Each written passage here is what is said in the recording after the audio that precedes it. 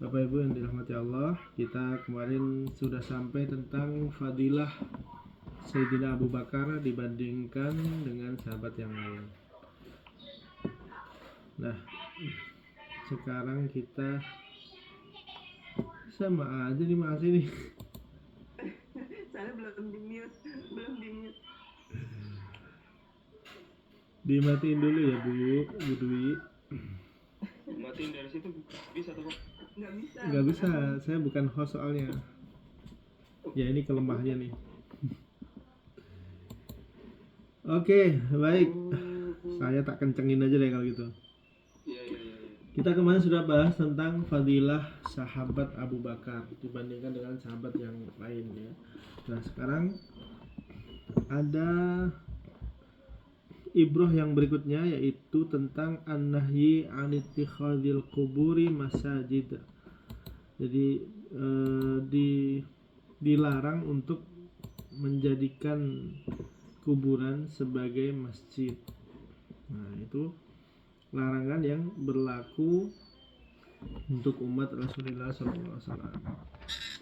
Laqad ra'aitu min sighadil hadis الدال على ذلك شدة النهي والمبالغة في التحذير من الإقدام على هذه العمل. Jadi membangun masjid di atas kuburan itu termasuk salah satu yang sangat dilarang. Qala al-ulama wa inna ma nahyun nabi sallallahu alaihi wasallam an ittikhadhi qabri wa qabri ghairihi masjidan khaufan minal mubalaghah fi ta'zimihi wal iftitani bihi. Jadi asal usul kubur kemudian banyak menjadi benar-benar di atas kubur itu didirikan sholat itu awalnya mungkin karena ya, ini umat-umat terdahulu ya. Awalnya mungkin karena ingin mengagungkan, awalnya karena ingin menghormati ya. Kemudian beda generasi, pindah generasi, lama-lama ada yang menyembahnya. Lama-lama ada yang menjadikan kuburan ini tempat meminta. Jadi bukan meminta kepada Allah tapi meminta kepada kubur. Ini yang tidak boleh. Jadi ada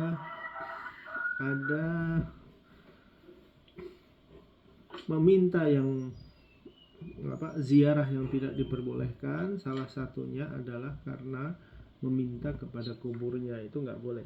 Adapun yang boleh, kita mengingat mati ya, mengingat perjuangan, kalau itu adalah seorang tokoh, mengingat perjuangan tokoh tersebut. Kita datang ke kubur orang yang kita cintai atau leluhur kita, mbah kita, kemudian kita mendoakan mereka, itu boleh berdoa kepada Allah. Adapun kalau berdoanya kepada kuburnya, aku meminta kepada engkau wahai ahli kubur, nah itu tidak boleh. Maka saya termasuk yang tidak melarang ziarah kubur, tapi saya juga berusaha untuk meluruskan teman-teman yang mungkin masih kadang-kadang masih salah ya. Saya pernah diajak untuk ziarah Wali Songo, kemudian mereka membaca sesuatu bacaan begitu ya dalam bahasa Arab, dan saya yakin yang membaca ini nggak ngerti bahasa Arab karena kalimatnya udah salah begitu ya. Jadi bukan sekedar mendoakan atau bertawasul dengan keberkahan amal mereka ketika mereka masih hidup, tapi meminta kepada yang ada di kubur itu. Nah itu nggak boleh. Sebenarnya asal usul adanya orang menyembah berhala atau patung ya sama dengan asal usul orang menyembah kubur ini. Asal usulnya adalah yang pertama tuh sebelumnya orang yang dihormati, orang yang berjuang untuk agama misalnya kiai atau syekh gitu ya. Kemudian keturunan berikutnya semuanya melenceng. Oleh karena itu kalau kita melihat di Masjid Nabawi, asalnya kubur Rasulullah, belakang kubur Rasulullah itu tidak digunakan untuk sholat dahulunya, Tapi karena perluasan akhirnya kubur Rasulullah sekarang sudah berada di dalam masjid. Tapi di atas kubur itu tidak ada yang sholat, ya. Sehingga dibuatlah wa minha hujratu Aisyah, ya. Di dalamnya tuh ada kamar Sayyidah Aisyah. Maka kemudian ada juga sahabat Abu Bakar As-Siddiq dan Umar radhiyallahu anhu. Banu alal qabri khiyatan murtafi'atun mustadiratun haulahu li alla yadhharu fil masjidi fa yusalli ilaihi al-awam. Akhirnya kubur itu dikelilingi dengan bangunan. Untuk apa? Supaya orang awam tidak sholat di dalamnya. Kemudian orang awam tidak menyembah kepada kuburnya. Jadi tidak kelihatan kan? Tidak kelihatan kuburnya. Semuanya ditutup oleh dinding. Nah, paling bisanya nginceng-nginceng doang, tapi kita nggak bisa ngelihat secara langsung. Untuk apa ya? Namanya orang banyak.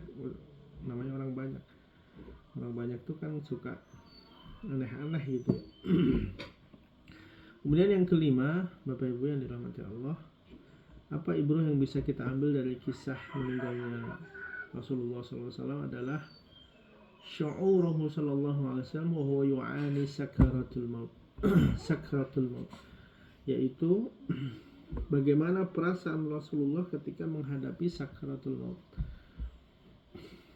Ya. Kita bisa memahami ya bagaimana perasaan beliau ketika hari Senin beliau sudah mendapatkan firasat bahwa ini adalah hari terakhir aku berada di alam dunia dan bisa bertemu dengan para sahabatku. Makanya di hari Senin, sholat subuh hari Senin, ya, di tahun ke-11 dari Rasulullah berhijrah, pas waktu itu adalah Rasulullah berusia tepat 63 tahun. Rasulullah sempatkan untuk membuka tirai untuk menyapa kaum muslimin, memberikan senyum terakhir kepada kaum muslimin, dan memberikan kode kepada Abu Bakar untuk melanjutkan sholat subuh dengan diimami oleh Abu Bakar. Rasulullah melempar senyumnya karena sebenarnya itu adalah rasa yang dirasakan Rasulullah bahwa rasa ini sudah tidak bisa terbendung.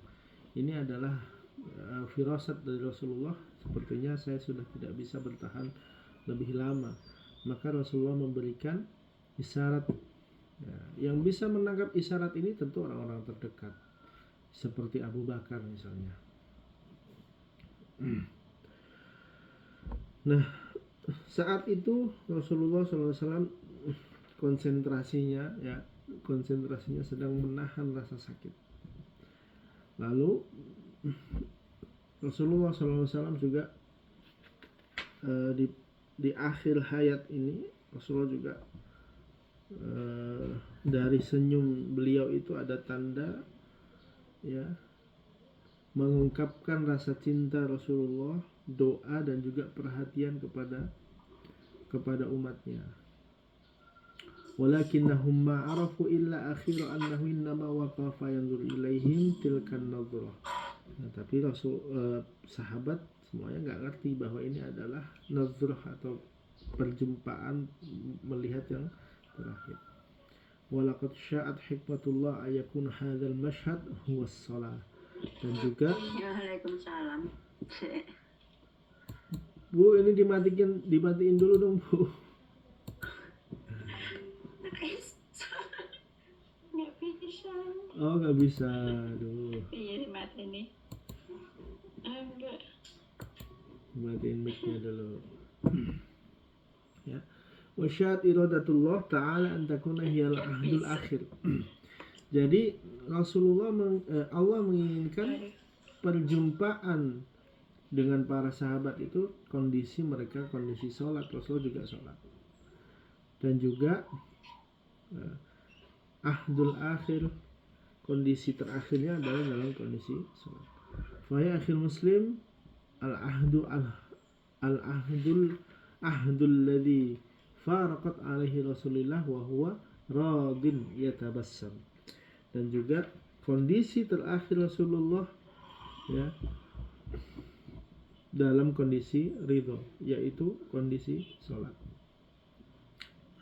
Bahkan di hadis lain ada yang mengatakan akhir Rasulullah mengatakan, bukan mengatakan anakku, bukan mengatakan keluargaku, bukan mengatakan istriku, tapi yang dikatakan adalah ummati,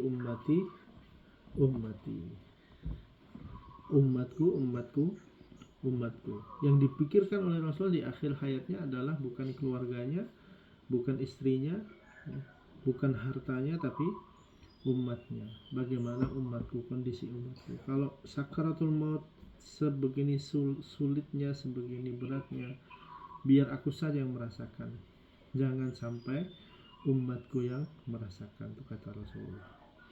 Maka di lagunya Maher Zain itu ya, selalu ya kalau saya bahas lagu ya, ada yang judulnya Ummati itu ya, itu kalau orang ngerti bahasa Arab, memahami lagu itu bisa nangis.